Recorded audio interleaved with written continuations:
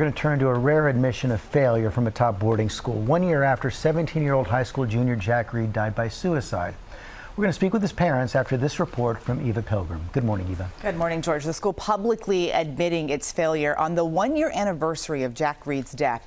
In a statement that was required as part of the settlement deal with Jack's parents, the school posting on its website that it was aware of the bullying and cruel behavior which led him to take his life. Now that school promising to make changes and do better.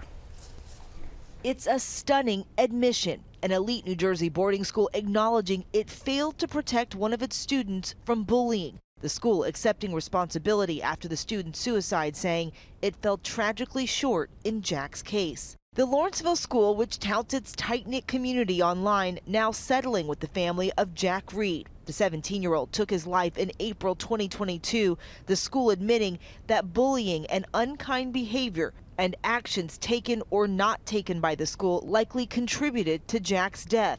In the spring of 2021, an untrue rumor spread across campus that he had committed sexual assault by kissing a girl. Then, in September of 2021, a false claim that he was a rapist was posted anonymously to a nationwide student app. Bullying has extraordinary impact on kids. It really doesn't benefit anyone. One of the evolving most significant risk factors for youth in America is the internet and social media.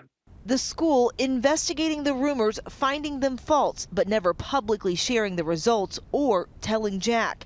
Then, on April 30th, 2022, when a student who was disciplined for bullying him was expelled for something else, the school admitting they allowed that student to return largely unsupervised to the dorm where Jack stayed. Students there bullying Jack again. He took his life that night.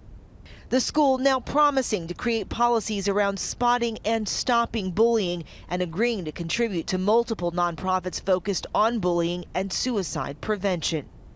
And the school saying they hope to become a leader in making these changes going forward. George. Okay, Eva, thanks very much. We're joined now by Jack's parents, Bill and Dr. Elizabeth Reed. Thank you for joining us this morning. I know this can't be easy for you, but I also know from my daughters and her friends that Jack was really well loved. What do you want the world to know about your son?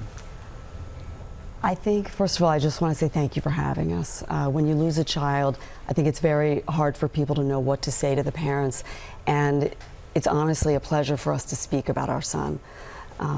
He was kind. That is the first word that comes to my mind when I think about Jack. He lived by the golden rule. He had lots of friends. He loved his community, and he was a leader. I have heard that, and I know you were in constant conversations with your son leading up to his suicide. We were well aware of what was going on, and we were encouraging him. He advocated for himself. He talked to the school. He talked to his friends. We were meant to see him the next morning, and the last words we spoke to him about were, "Dad, I'm doing better. I love you." You're his mom. You're also a clinical psychologist, yet no signs that it could go this far. Absolutely not. And I think, George, that's the main reason we are here today. I think everyone in this room probably knows someone who was bullied as a child, and you do suffer the scars of that and then have that for the rest of your life. But I think that what we've realized from our situation is that it can lead to death. This is a very serious issue, and the internet absolutely makes it even much worse for kids today. It just magnifies it. It magnifies it, absolutely. You know, one of the most mystifying and really enraging things to me about reading about this story is that the school knew about these rumors. They investigated the rumors. They knew the rumors were false. They knew they would clear Jack, yet they didn't say anything. We're very gratified by the admission of the school that there are things they could have done and should have done, including the intervention of adults in certain circumstances. We think that's a very courageous admission, and we hope other institutions follow their lead. Are they doing enough? It's hard to tell, but we're anxious to see the success of their plan to fight bullying on campus. You know, Elizabeth, you said Jack would want to try to make something good out of this and honor him in the way he lived his life. How else do you hope to do that? We're starting the Jack Reed Foundation for the education and prevention of bullying and cyberbullying.